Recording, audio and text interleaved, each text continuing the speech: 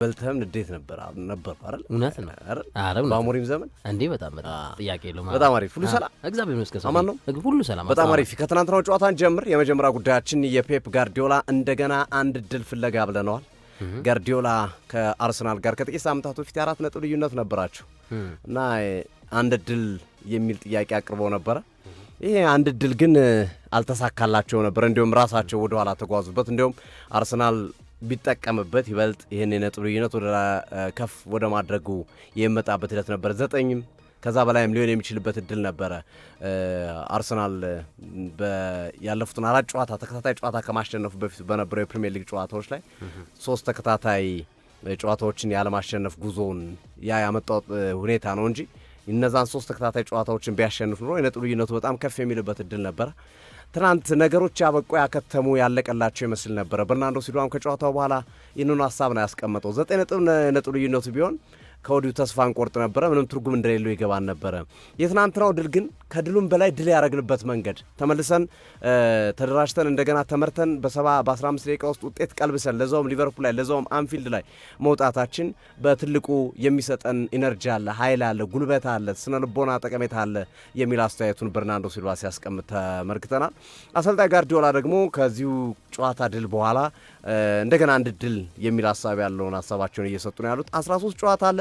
በዚህ ውስጥ ጉዳቶች ይኖራሉ፣ በዚህ ውስጥ የተለያዩ ውሳኔዎች ይኖራሉ። ምን እንደሚፈጠር አናቅም።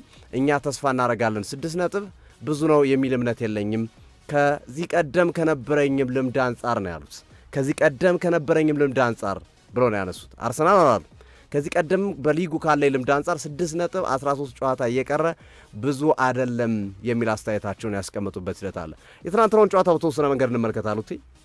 ዳኝነቱን፣ የጨዋታውን ሂደት፣ ጨዋታው የነበረውን እንቅስቃሴ በተወሰነ መንገድ ከዛ በኋላ የጋርዲዮላን ሀሳብ መሰረት አድርገን 13 ጨዋታ ብዙ ነው፣ 6 ነጥብ ልዩነት ሊጠብ የሚችልበት እድል አለ የሚል ሀሳባቸውን ከማንሳት ጋር ተያይዞ የትኛው ቡድን የተሻለ ፊክስቸር አለው፣ የትኛው ቡድን የተሻለ የተጫዋች ስብስብ አለው፣ የተጫዋች ጉዳት አለው የሚለውን እናነሳለን። ራሳቸውም ስላነሱት ጋርዲዮላም ከተጫዋች ጉዳትም ከሁሉም መንገዶች አንጻር የተመለከቱበት ሂደት ስላለ ማለት ነው። እንዴት ነበር የትናንትናው ጨዋታ አሉት? ባንተ እይታ ትናንት ስቱዲዮም ስላልነበርክ የተወሰነ ሀሳቦችን አጋረን፣ የኔንም እይታ እንቃኛቸዋለን አያይዘን።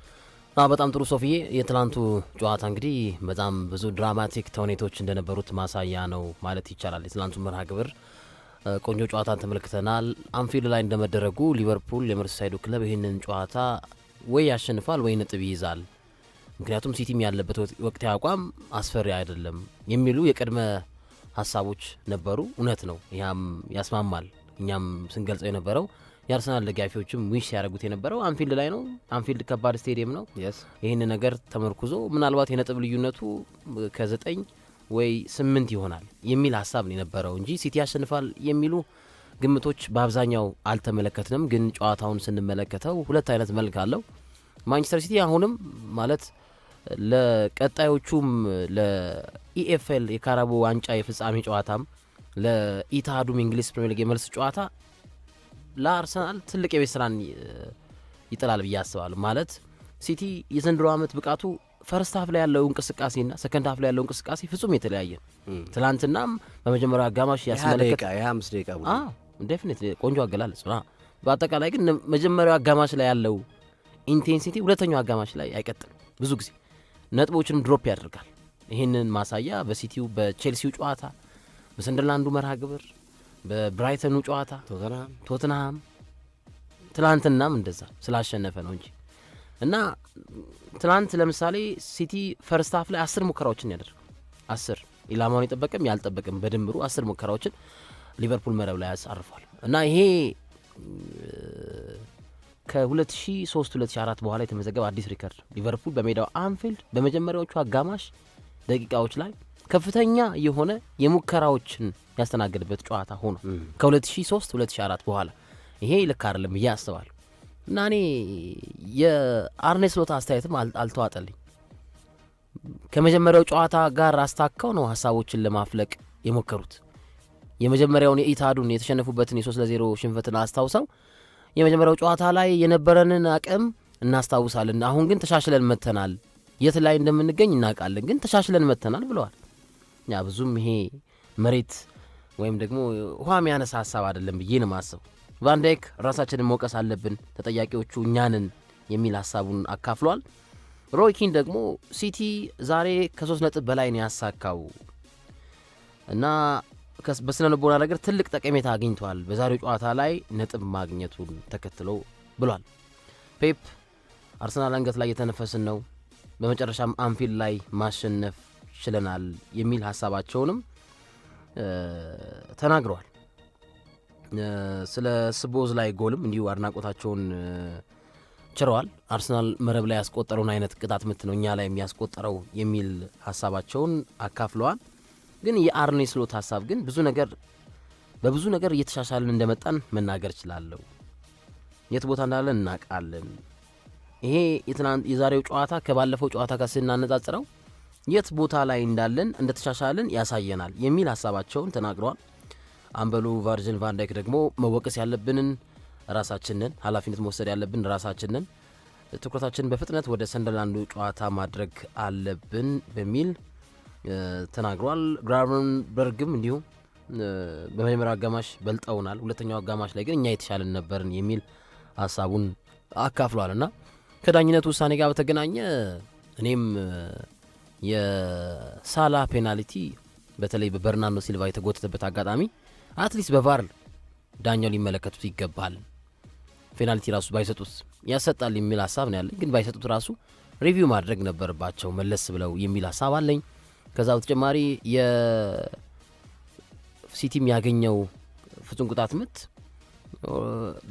ለጎሉ የቀረበ አይደለም። እንቅስቃሴው ማለት እዛኛው አንግል ላይ ነው።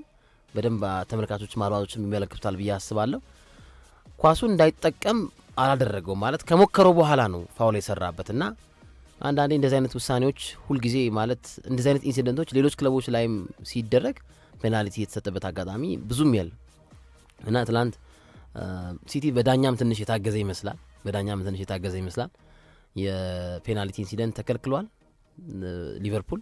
ከዛ ሲቲን ደግሞ እንዲሁ ፔናልቲ ያገኘበት መንገድ በብዙዎች ዘንድ አልተዋጠላቸውም እና 100% ያሰጣል የሚል ሀሳብ አልተመለከትኩም። የቀድሞ ተጫዋቾችም ይህን ነገር ሲደግፉ ተመልክቻለሁ እና ግን የማርክ ጌሂ ፊርማ ትላንት ጠቅሟቸዋል። ምን ያህል በዚህ ቦታ ላይ ክፍተት ቢኖር ወጣቱ ተከላካይ መስመር ተጫዋች ቢኖር ኖሮ ከኩሳኖቭ ጋር ቢጣመር ኖሮ የሊቨርፑል ጎል የማስቆጠር ኢንቴንሲቲ ከፍ ይላል ብዬ አስባለሁ። ማርክ ጌሂ ሲደመር ጂያንሉጂ ዶናሩማ ፕላስ በርናርዶ ሲልቫ ና ኤርሊንግ ሃላንድ ትላንትና ማንቸስተር ሲቲን ወሳኝ 3 ነጥብ እንዲያሳካ አድርገዋል። በሊጉ የፉክክር መንፈስ ላይ ትላንቱ ጨዋታ ጉልህ ሚና አለው፣ ጥያቄ የለውም። አርሰናል በ9 ነጥብ አድርጎት ነበር። ትላንት ወደ 6 ዝቅ ማለቱ ለተመልካች ጥሩ ነው። ግን በቀጣይ ደግሞ እርስ በርስ የሚገናኙባቸው ጨዋታዎች አሉ እና አሁን የአስቶን ቪላ ወደ ኋላ መቅረት በሁለቱ ክለቦች መካከል ብቻ የሚደረግ የዋንጫ ፉክክር ነው ቢባል ጥሩ ነው። አስቶን ቪላም ነጥብ ተጋርቷል ቪታሊቲ ላይ ከበርንማውዝ ጋር፣ ባለፈውም እንዲሁ በብሬንትፎርድ ሽንፈትን አስተናግደዋል። ስለዚህ አስቶን ቪላ ጎተት እያለ ነው። ልክ ፕሪሚየር ሊጉ ሲጀመር የነበረውን የውጤት አይነት ጉዞ አሁንም መገባደጃው ላይ እያሳየ ይገኛል። በነኝታ የአርሰናልና የሲቲ ፉክክር ይመስላል። ከዚህ በኋላ ሞር አርሰናል 6 ነጥብ ብልጫ አለው፣ ዶሚኔት ያደርጋል ብዬ አስባለሁ። ግን ቀጣይ የሚደረጉ ጨዋታዎች ወሳኝ ናቸው በሁለቱም በኩል። ፉልሃምን ነው የሚያገኘው ማንቸስተር ሲቲ በሜዳው ኢታድ ላይ እናስታውሰዋለን። የመጀመሪያው ጨዋታ በጎሎች የታጀበ በጣም ብዙ ድራማቲክ 5-4 ያለቀ መርሃ ግብር ነበር። አዎ እና አርሰናል ደግሞ 2 ተከታታይ ጨዋታዎችን ከሜዳ ውጪ ከብሬንትፎርድም ከቶትንሃምም የደርቢነት ስሜት ያላቸው ጨዋታዎች ከለንደን ሳይወጣ ማለት ነው። በኋላ ላይ የአርሰናል ላይ ስለምናነሳቸው ለዚህም በሚለው አሉቲ እንዳነሳቸው ትናንት ጨዋታውን ዲሳይድ ያደረጉ ሞመንቶች፣ እንቅስቃሴዎች ነበሩ። ከነዚህ እንቅስቃሴዎች መካከል ስፔሻሊ በትናንትናው ጨዋታ ላይ የዳኛ ውሳኔ በትልቁ መነጋገሪያ ሆኖ እስከዛሬ የዘለቀበት ሂደት አለ። ግሬግ ፓውሰን የወሰኗቸው ውሳኔ ጋር እኔ ካሉቲ ጋር እስማማለሁ። ተመሳሳይ ነው።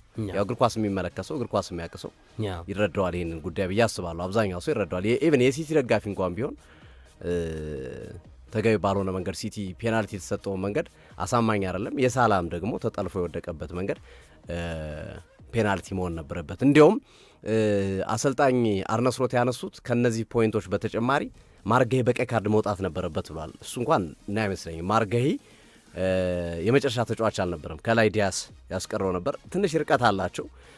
አርነ ስሎት ማለት የፈለጉት ርቀት አለው ማንም ሊደርስበት አይችልም ሳላና ክሊር የጎል የማስቆጠር ቻንስን ከልክሏል የሚል ነው።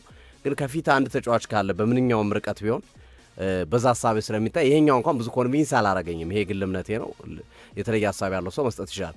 የሳላ ግን በጣም ጥያቄ የሚያስነሳ ነው። የሳላ ተጎትቷል፣ ወደ ጎል እየሄደ ነው፣ ኳሱን ለመቆጣጠር እየሄደ ነው። ስቦ ነው ያስቀረው በርናርዶ ሲልቫ ሆም ብሎ ወይ አጋጣሚ ዙሮ ቢነካው ምናምን ቢሆን ኦኬ ሳያስበው ስለነካው ነው ትላለህ። ግን እጁን ዘርግቶ ትከሻውን ይዞ ነው ያስቀረው በርናርዶ ሲልቫ ሞሐመድ ሳላን። ሶ ያቺ ፔናልቲ ኢንሲደንቷ ማቲያስ ኑኔዝ እና አሊሰን ቤከር ከተገናኙበት ኢንሲደንት የተሻለ የፔናልቲ አቅም የነበራት ናት ያችኛዋ። ለዛ ነው ጥያቄዎች እንዲነሱ ያደረጉት በዚህ ሂደት ውስጥ ማለት ነው።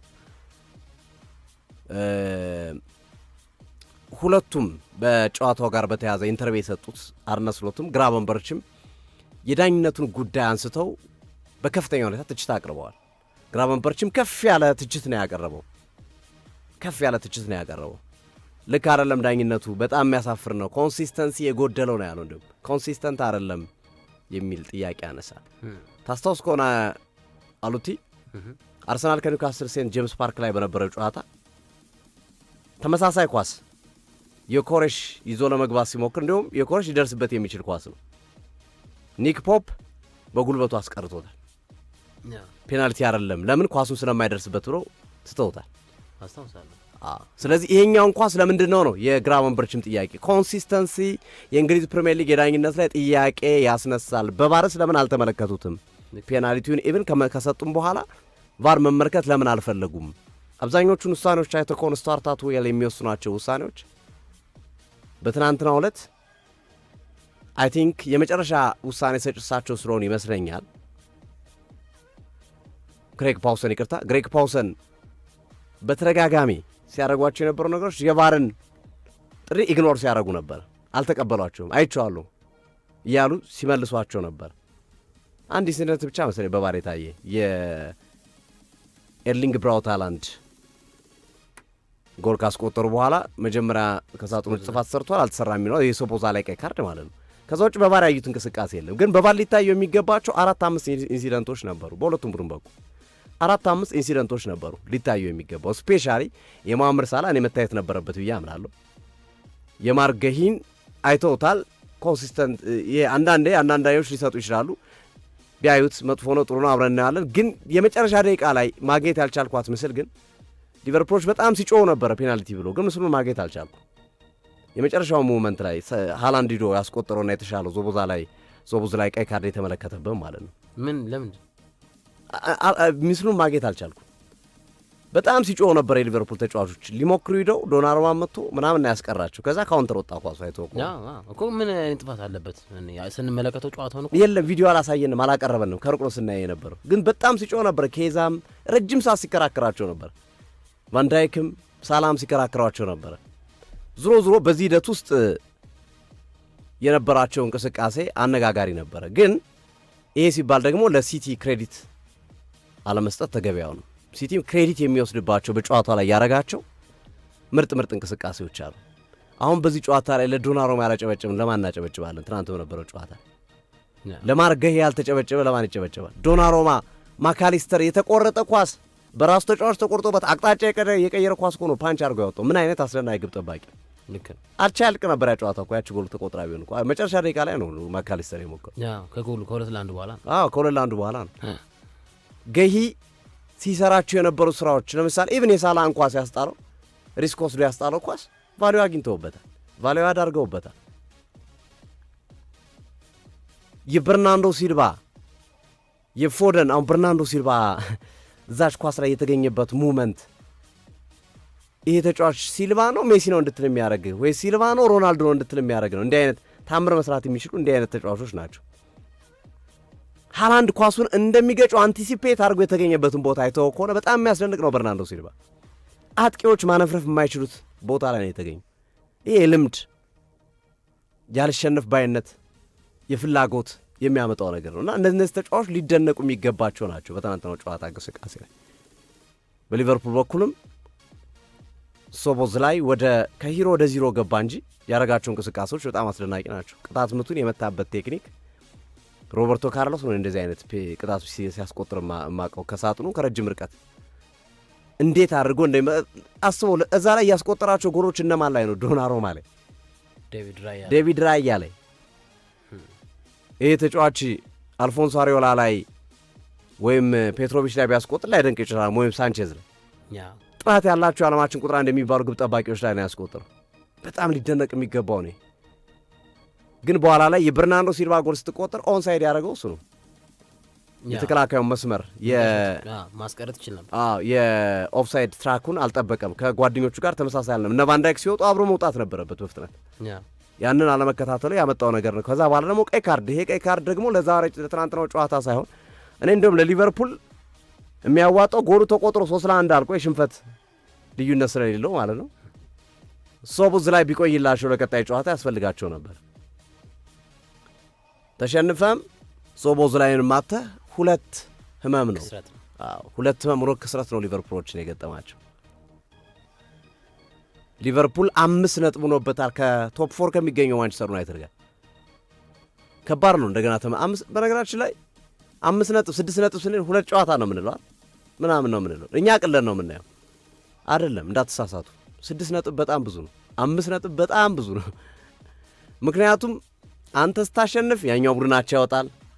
አንተ ብትሸነፍ እንኳን ያኛውን ቡድን አብሮ ሊሸነፍ ይችላል። ፕሮባቢሊቲ አላቸው።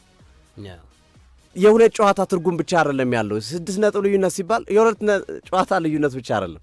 5 ነጥብ ሲባል የአንድ ጨዋታና የሁለት ነጥብ ልዩነት አይደለም። ያኛውን ቡድን አብሮ ይጥላል፣ ያኛውም ይሸነፋል። ዚስ ኢዝ እንግሊዝ ፕሪሚየር ሊግ የተባለው ለዛ ነው። እንግሊዝ ፕሪሚየር ሊግ ስለሆነ ኮንሲስተንት ላይ አንተ ብቻዬን አሸንፋለሁ ብለህ የምትኩራራበት ሊግ አይደለም እንግሊዝ ፕሪሚየር ሊግ። ፉልሃምም ሊድስም ኖቲንግሃም ፎረስትም በርንሌይም አርሰናልም ሲቲም እኩል አንድ ቡድን የማሸነፍ አቅም አላቸው በእንግሊዝ ፕሪሚየር ሊግ። ሰርፕራይዝ ያደርገዋል። እንደ ስፔን ላሊጋ አይደለም። ስፔን ላሊጋ ላይ ማድሪድና ባርሴሎና ካሉ ሌላ ቡድን የማሸነፍ ፕሮባቢሊቲ በጣም ጠባብ ነው። የላሊጋ ዋንጫ የሚወሰነው ብዙ ጊዜ በሁለቱ ግንኙነት ነው። በደርሶ መልስ 6 ነጥብ የሚወስድ ቡድን ዋንጫ ይወስዳል። ለምን? ሌሎች ኢምፓክት የላቸው ከሌሎቹ ቡድኖች 3 ነጥብ። እንግሊዝ ፕሪሚየር ሊግ እንደዚህ የሚባል ነገር የለም። እንግሊዝ ፕሪሚየር ሊግ ላይ ለዛ ነው እንደዚህ አይነት ሊግ ስለሆነ 6 ነጥብ 5 ነጥብ ጋርዲዮላም ተናግሯል። 6 ነጥብ ብዙ ነው። አዎ ኦፍ ኮርስ ብዙ ነው ያሉት። ከዚህ አንጻር ነው እኔ ከምጠቅሰው አንጻር ነው 6 ነጥብ ብዙ መሆን ነው የሚረዱት። ነገር ግን ምንድነው ያሉት ጋርዲዮላ? ጉዳቶች፣ ሙቭመንቶች። አሁን የትናንትናው አይነት ሙቭመንት የጨዋታ ሂደትን የውድድር ሂደትን የመቀየር አቅም ያለው ነው። እየተመራ አንፊልድ ላይ 15 ደቂቃ ቀርቶት ውጤት ቀልብሰ መውጣት፣ እንደዚህ አይነት ሙቭመንቶች ቫልዩ አላቸው። ለቀጣይ ጨዋታም እንድትነቃቃ የሚያደርጉ ናቸው። ከሞት ወደ ህይወት እኮ ነው በቃ። ኦልሞስት ሲቲ አብቅቶለታል። 9 ነጥብ አርሰናል ዘንጦ እንደፈለገ ተጫዋቾቹ እንደፈለገ እየቀያየረ ሲጠቀው በታሪም ጨዋታ ቢሸነፍም ችግር የለም። ሲሸነፍ የሆነ ጨዋታ አንድ ጨዋታ ሲሸነፍ ከዛ ኮስተር ማለት ይጀምራል። ከፈለገ እንዲህ እያደረገ መሄድ የሚቀጥልበት ሂደት አለ። አሁን ለዛ ነው ጋርዲዮላም እንዲህ አይነት ተስፋ አለ። ምንድነው ያሉት? አንድ ድል አሁንም እንፈልጋለን የሚል አስተያየታቸውን ነው ያስቀመጡት። በእንግሊዝ ፕሪሚየር ሊግ እንኳን እንዲህ አይነት የ6 ነጥብ ምናምን ይቅሩና 9 ነጥብ 12 ነጥብ መርታ የምታምነው ሊግ አይደለም።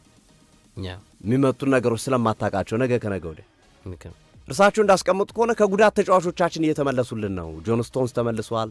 ሮቢን ዲያስ ተመልሷል። ጋቫርዲዮል ኔክስት መንዝ ከ2 ሳምንት በኋላ ይመለሳል። ኮቫቺች ይመለሳል። ቡድናችን እየተሟላ ዶኩ ይመለሳል። ቡድናችን እየተሟላ ነው። ይሄ አንድ ቫልዩ ይሰጠናል። በዚህ ላይ አሸንፈን መምጣታችን ትልቅ ትርጉም ያለው ነገር ነው ብለው ያነሱና እኔ የገረመኝ ነገር ጉዳቶች ላይ አተኩሯል። ጉዳቶች ብዙ ነገሮችን ይለውጣሉ የሚል ሀሳባቸውን ይሰጣሉ። ግን ጋርዲዮላ አርሰናል ተጫዋች ብቻ ነው የሚጎዳው፣ የእነሱ ተጫዋች አይጎዳም እንዴ?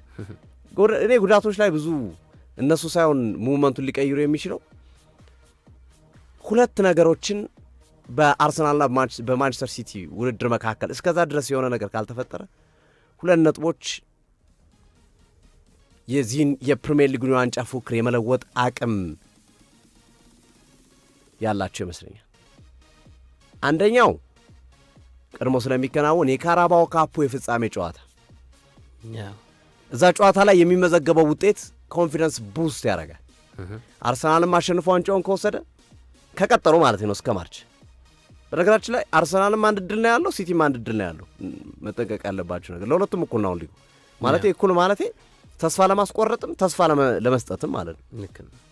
እኩል ድል ነው ያላቸው። ሲቲ አንድ ስላፕ ካረገ ቻው አርሰናል ያመልጧል። አርሰናል አንድ ጨዋታ ስላፕ ካረገ ሲቲ መጥቶ አጠገቡ ይተነፍሳል። ምንድን ያሉት ጋርዲዮላ አሁን ምኞቴ ያሉ ፍላጎቴ ከአርሰናል አንገት ስር መተንፈስ ብቻ ነው። ከአርሰናል አንገት ስር ተጠግቼ መተንፈስ ብቻ ነው የምፈልገው።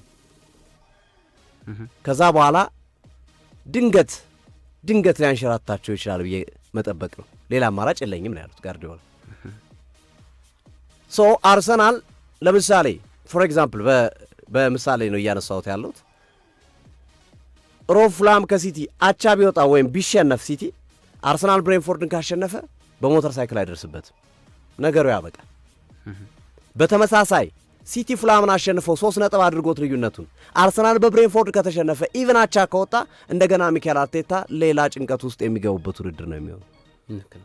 ነገር ግን 6 ነጥቡን በሚቀጥሉት 4 ጨዋታ አርሰናል እንደያዘ የሚቀጥል ከሆነ ተስፋ እያስቆረጥከው ትሄዳለህ። ያለን 6 ነጥብ እንዳሰፋ የምቀጥል ከሆነ ማርች ላይ የሊግ ካፕ ጨዋታ አላቸው። ያ ጨዋታ አንዱ ዲሲሲ ፖይንት ነው ብዬ አስባለሁ። ሁለተኛው በጣም ወሳኝ ነጥብ ብዬ የማነሳው በሚቀጥሉት ሳምንታት ሲቲ አሁንም በዚህ ጥንካሬው መምጣት ከቻለ ተጫዋቾቹ እንዳሉት የተጎዱ ተጫዋቾች ከመጡላቸው አርሰናልም አሁን ባለው ጥንካሬ የሚቀጥል ከሆነ የኢታዱ ፍልሚያ የዋንጫ ጨዋታ ነው። እዛ ላይ አርሰናል አሸንፎ እንዲሁ ቀጥሎ 9 ነጥብ ከገባ አርሰናል ቻው፣ አቻ ከወጡ ቻው ነው። ሲቲ ካሸነፈ 3 ነጥብ ይሆንና የመጨረሻዎቹን ጨዋታዎች እንድጠብቅ ያደርጋል። ለዛ ነው ሁለቱም አንድ ድል ነው ያላቸው አሁን ዛሬ ላይ ማለት ነው። ነገ ምን እንደሚሆን አናውቅም። በዛሬዋ ቀን ግን ልንጠቅስ የምንችለው አንድ ድል ነው ሁለቱም ያላቸው። ሲቲም አንድ ድል ካጣ ይንሸራተታል፣ አርሰናልም አንድ ድል ከሰጣቸው ይመጣሉ፣ ሲቲዎች ይቀርቡታል። ፊክስቸራቸውን ስንመለከት ግን የሁለቱም ቡድኖች ግጥሚያዎች ስንመለከት ካየዋቸው ፊክስቸሮች አንጻር የሲቲ ከባድ ግን ሲቲ አልጨረሰም ሶፊ አሁን ማለት እኔም ከአንፊልዱና ከቶተንሃም ጨዋታ በፊት የሲቲ ፊክስቸር ከባድ ግን አሁን ሲቲ ሁለቱን ጨዋታዎች ቢያንስ ጨርሷል፣ ጥሏል። አንደኛውን ጥሏል፣ አንደኛውን አሸንፏል። ከዚህ በኋላ እኮ የሚቀረው አሁን ሲቲ ከማን ነው የሚቀር? ከአርሰናል ከራሱ ጋር የሚቀር እንመልከታቸው። ለምሳሌ ሲቲ ፉላምን ሲያገኝ አርሰናል አዌይ ብሬንፎርድን ያገኛል። ተመጣጣኝ ናቸው። ፉላም ብሬንፎርድ አዌይ ማችና ሆም መሆን ነው እንጂ ተመጣጣኝ ናቸው። ልክ ነው። ሲቲ ኒውካስልን ሲያገኝ አርሰናል ቶተንሃምን ያገኛል። ይህም ተመጣጣኝ ማች ነው ለእኔ። ሁለቱም ግን ኢታር ነው። የሲቲ ኢታር ነው፣ አድቫንቴጅ ይወስዳል ሜዳው ላይ መሆኑ። ከዛ በኋላ ባሉት ጨዋታዎች ስንወስዳቸው ግን ስንመለከታቸው ለምሳሌ ሲቲ አስቶን ቪላን ያገኛል፣ ሲቲ ቼልሲን ያገኛል። የት? ስታንፎርድ ብሪጅ።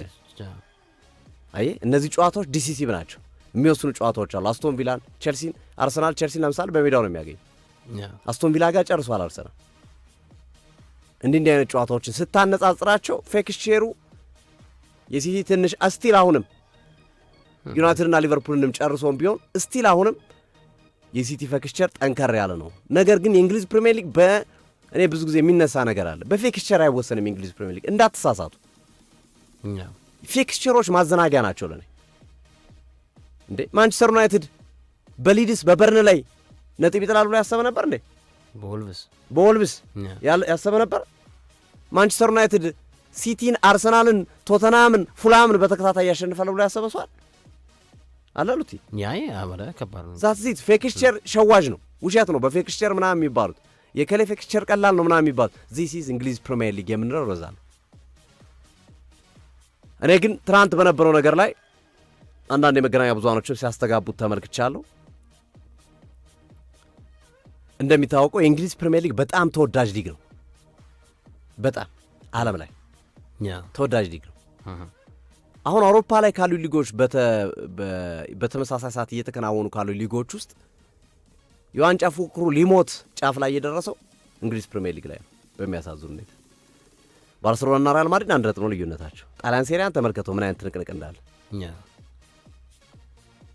እነ ፒኤስጂ መንደረም እኮ ደህና ነው፣ አገገመ እኮ ደህና ነው። ፒኤስጂ አካባቢ ያለው ደህና ነው፣ ግን እነሱ ሊጋቸው ያው ወረድ ያለ ነው እና ግን ፉክክሩ አሁን ፒኤስጂ ነበር የሚሆን ይመስለው ግን አይደለም። ትናንት አርሰናል 9 ነጥብ አድርጎ ቢሆን የእንግሊዝ ፕሪሚየር ሊግ ተመልካች ቁጥር አይቀንስም ማለት ያ ኦብቪየስሊ ይቀንሳል፣ በጣም ይወርዳል። ቶፕ ፎርም ብቻ ነው የምጠብቀው ከዛ በኋላ የሚሆን ሰው። አንዳንዶች የሚያስቀምጡት ነገር አለ ዳኞች ሊጉን እንዲተርፍ እንዲድን ሊጉ ተፎካካሪነቱ እንዲቀጥል ተመልካች እንዲኖረው ከማድረግ አንጻር የዳኙ የፒጂኤምኦኤል በቀጥታ ትእዛዝ ባይሰጥም ግን እንዲህ አይነት ሚናዎችን ይወጣል ይላሉ አንዳንዶች ከዚህ በፊት ከነበሩት ኤክስፔሪንሶች ጋር በማያያዝ። በነገራችን ላይ የእንግሊዝ ፕሪሚየር ሊግ እኮ ያው ማንሳት ስለሌለብን የአንዳንድ ክለቦችን ክብረ ነክ ስለሚሆን ማለት ነው ለደጋፊዎቹ ለምን ክብር መስጠት ስላለብን የእንግሊዝ ፕሪሚየር ሊግ እኮ በዳኞች ውሳኔ እኮ የተወሰነበት ጊዜ አለ እኮ አይደል? ዳኞች በወሰኗቸው ውሳኔዎች ዋንጫ የበሉ ክለቦች አሉ። ወደ ኋላ ሄደን ብንመለከተው ዳኞች አላስፈላጊ ፔናልቲ በመስጠታቸው ተሳስቶም የሆነ ሳይሳሳቱ ሆን ብሎ ሳይሆን እንደዚህ አይነት ስሜት ሊኖር ይችላል የሚሉ ጥርጣሬዎች መገናኛ ብዙሃኖች እያስተጋቡ ነው። እንዲህ አይነት ነገሮች ባይዘወይ ፋክት አይደሉ፣ እውነት አይደሉ፣ ግን ሮመሮች ናቸው። ትወያይባቸዋል። ይሆን እንዴ ሊጉ እንዳይሞት ከማድረግ አንጻር ዳኞች የራሳቸውን አስተዋጽኦ የሚያደርጉባቸው አንዳንድ ሙቭመንቶች አሉ በሚል የሚናገሩት ነገሮች አሉ። ከትናንትናው ጨዋታ ጋር አያይዘው የሚያነሷቸውን ነገሮች ስንመለከት ነገር ግን የትናንትና ሲቲ ማሸነፍ ጥሩ ቢሆንም ሲቲ እንደገና እንዲያንሰራራ ቢያንስ ተስፋ እንዲኖረው ሆፕ እንዲያደርግ መቶ ተስፋ እንዳይቆርጥ ቢሆንም አሁንም ግን እውቅና መስጠት ያለብን ነገር አለ። የአርሰናል 6 ነጥብ ልዩነት ትልቅ ነው፣ ብዙ ነው፣ እንዳንሸወድ 6 ነጥብ በጣም ብዙ ነው፣ በጣም ብዙ ነው። ይሄ የአርሰናል የ6 ነጥብ ልዩነት ለማቅለል የሚካሄደው ርቀት አንዳንድ ቦታዎች ላይ ስትመለከት በተለይ የውጭ ተንታኞች ምናምን ስትመለከታቸው 6 ነጥብ ልዩነት ለማቅለል ይሞክረዋል። አይደለም፣ ይሄ ስህተት ነው። በእግር ኳሳዊ እኔ ጋርዲዮላን ሀሳብ ነው የምጋራው። 6 ነጥብ ብዙ ነው በእግር ኳስ፣ ግን ያ ማለት መድረስ አይቻልም ማለት አይደለም። በዚህ መንገድ መረዳት ያለብን ይመስለኛል። አርነ ስሎት ዩሮፓ ሊግ እና ኮንፈረንስ ሊግ ነው ከዚህ በኋላ የሚጫወቱት። እኔ ብዙም ሊቨርፑል ከሳቸው ጋር እያደረገው ያለው ቆይታ ይሄ አንዳንዴ ባልና ሚስት ተደባብረው ለልጆቻቸው ሲሉ አብረው የሚኖሩ አሉ።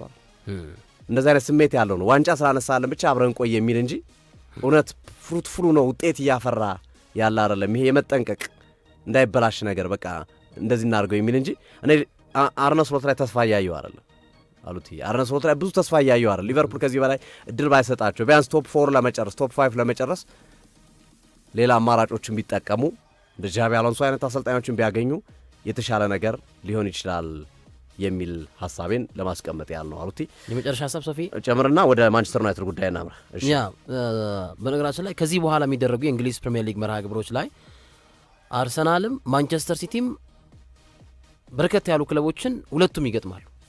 በ13 ሳምንት የሊጉ ጉዞ ላይ ለምሳሌ የራሳቸው ግንኙነት እንዳለ ይታወቃል። የኢታዱ ጨዋታን አውጥተን አርሰናል በርንማውዝን ይገጥማል፣ ማንቸስተር ሲቲም ይገጥማል።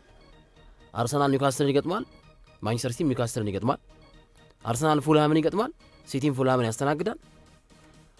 አርሰናል ዌስትሃምን ይገጥማል፣ ሲቲም ዌስትሃምን ይገጥማል። አርሰናል በርንሌን ይገጥማል፣ በርንሌም ይገጥማል ሲቲን እና ሚውቹዋል የሆኑ ጨዋታዎች አሏቸው። አንድ በ6 አላቸው አላ 7 መርሃ ግብር ገደማ 7 ግማሹ ማለት ግማሹ ተመሳሳይ ነው። ሰባቱ አንድ አይነት ናቸው። 8ኛው ጨዋታ ደግሞ እርስ በርስ የሚጫወቱታል የኢታዱ ጨዋታ እና ሁለቱም ቡድኖች የሚያገኟቸው ጨዋታዎች እርስ በርስ በስተዋል። ሊቨርፑል በዘንድሮ ዓመት 90ኛ ደቂቃ ላይ ለአራተኛ ጊዜ ጎል ተቆጥሮበታል። የመሸነፊያ ጎል ማለት የመሸነፊያ ጎል የነበርን ማውዙን ጨዋታ እናስታውሳለን፣ ትናንትና እናስታውሳለን። እና ሊቨርፑል ራሱ መጨረሻ ደቂቃዎች ላይ የሚያስቆጥርበትን ባህሪ በመጀመሪያዎቹ የሊጉ ሳምንታት ተላብሶ ተመልክተነዋል። ኒውካስትል በርንማውዝ ላይ ሲያደርግ ተመልክተነዋል፣ በርንሌ ላይ እንዲሁ። አሁን ደግሞ በተገላቢጦች እስካሁን በአንድ ሲዝን ውስጥ 4 ጊዜ ሊቨርፑል ጎል ተቆጥሮበታል፣ 90ኛው ደቂቃ ላይ ማለት ነው። ከዛ በተጨማሪ በሚያስገርም ሁኔታ ማንቸስተር ሲቲ ደብል ዊን አንፊልድ ላይም ኢታድ ላይም ሲያሸንፍ እንግዲህ ለስድስተኛ ጊዜ ነው። ሁለቱም የደርሶ መልስ ጨዋታ ላይ ማለት ነው፣ በሊጉ ማለት ነው። እና ይሄ ከ90 ዓመት በኋላ የተመዘገበ ከ90 ዓመት በኋላ ማንቸስተር ሲቲ ሊቨርፑልን ኢትሃድ ላይም አሸንፏል። ከዛ ደግሞ አንፊልድ ላይም አሸንፏል። በሁለቱም ጨዋታዎች 6 ነጥብ ነው የወሰደበት ሲቲ ማለት ነው እና ለመጨረሻ ጊዜ እንደ ግሪጎሪያን የዘመን አቆጣጠር 1936-37 ይህ ማለት ከ90 ዓመት በኋላ ታሪካዊ ድል በሁለት የእርስ በርስ ግንኙነቶች ላይ አሳክቷል በፕሪሚየር ሊጉ ማለት ነው። ከዛ በተጨማሪ የሃላንድ የ92ኛ ደቂቃ ከ42 ሰከንድ ጎል በጣም አነጋጋሪ ነው። ፔናልቲው ግን ለሲቲ በጣም the latest winning goal ተሆኖለታል በአንፊልድ ላይ ሊቨርፑልን ሲያሸንፍ በጣም ባለቀ ደቂቃዎች የተቆጠረ ጎል ሆኗል ከ2006 ከ2007 በኋላ ማለት ነውና ትላንትና ብዙ ሪከርዶችን ማንቸስተር ሲቲ በሊቨርፑል ላይ የተዋደጁበት የወሰዱበት ቀን ነበር እና ለዚህ ነው እኔ አሁን በአንፊልዱ ጨዋታ 5 ዓመት ሆኗቸዋል አንፊልድ ላይ ካሸነፉ። አንፊልድ ላይ በ22 ጨዋታ አንዴ ነው ያሸነፉት። ያ በጣም ብዙ ሪከርዶችን አሻሽሏልና 89 ዓመት አይደል በደርሶ መልስ 90 ዓመት ኦልሞስት 90 ዓመት ኦልሞስት ይሄ ትልቅ ነው። በጣም ትልቅ ድል ነው። በጣም አሪፍ። ወደ ማንቸስተር ዩናይትድ ጉዳይ እናመራለን። ከማምራታችን በፊት የአጋሮቻችን መልእክቶችን እንሰማለን። እናት ባንክ ይመቻችሁ እያላችሁ ይገኛል። ከእናት ጋር ጉዞ የተሳለጠ ያማረ ነው። እናት ባንክን ይጠቀሙ። እናቶችና ሴቶች በተለይ ብድር እና መሰል አገልግሎቶችን ስራ ለመስራት ስራ ማስኬጃ ከፈለጋችሁ ከእናት ጋር ይስሩ። መልእክቱን እንከታተልና